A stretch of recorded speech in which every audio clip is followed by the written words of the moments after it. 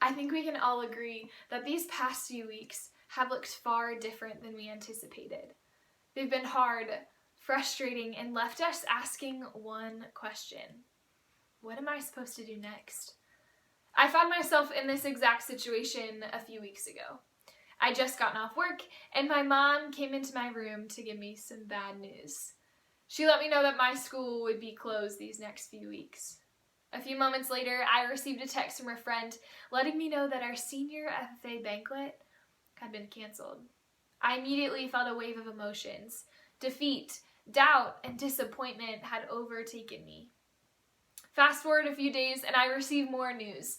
A cabin trip I'd been planning with some friends and a youth group retreat later this spring had been called off.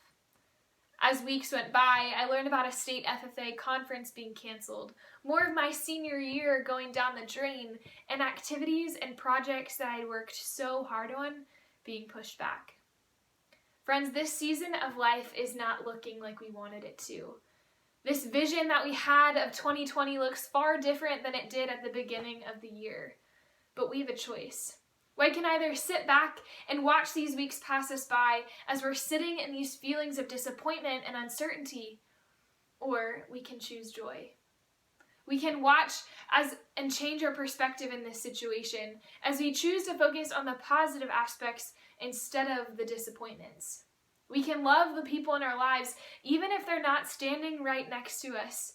And we can find a way to enjoy every moment of this season even if it feels like we're missing out on so much.